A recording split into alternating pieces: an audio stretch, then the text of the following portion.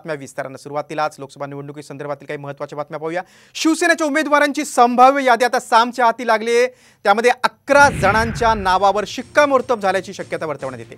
दक्षिण मध्य मुंबईतून राहुल शेवाळे जे विद्यमान खासदार आहेत, तर कल्याण डोंबिवलीतून विद्यमान खासदार श्रीकांत शिंदे यांच्या नावावर शिक्कामोर्तब झाल्याची माहिती आहे। दरम्यान शिवसेनेकडून ठाण्याच्या जागेसाठी रवी फाटक यांच्या नावाची चर्चा सुरू आहे, तर दक्षिण मुंबईतून यशवंत जाधव यांच्या नावाची चर्चा, त्याचबरोबर उत्तर पश्चिम मुंबईतून कलाकारांची देखील चाचपणी सुरू आहे। गोविंदाचं नाव देखील त्यामध्ये पुढे आहे। दरम्यान छत्रपती संभाजीनगरमधून अंबादास दानवेंना उमेदवारी मिळण्याची शक्यता आहे। दानवेंचा पक्षप्रवेश करून त्यांना उमेदवारी देण्याबाबत विचार सुरू आहे। आपण संभाव्य यादी बघूया। आपण बघा 11 संभाव्य उमेदवार आहेत। कल्याण डोंबिवली श्रीकांत शिंदे जे विद्यमान खासदार आहेत, दक्षिण मध्य मुंबई राहुल शेवाळे जे विद्यमान खासदार, शिर्डी म्हणून सदाशिव लोखंडे, मावळ म्हणून श्रीरंग बारणे जे विद्यमान खासदार आहेत, नाशिकमधून हेमंत गोडसे विद्यमान खासदार मात्र यांच्या विरोधात खूप नाराजी आहे, तर हातकणंगलेमधून धैर्यशील माने,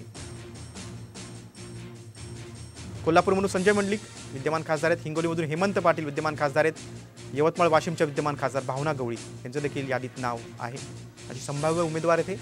प्रतापराव जाधव बुलढाण्याचे खासदार आहेत, रामटेकमधून राजे पारवे ज्यांनी काँग्रेसमधून शिवसेनेत प्रवेश केलाय, आणि छत्रपती संभाजीनगरमधून अंबादास दानवे हे खैरेंचा पत्ता कट होण्याची शक्यता आहे।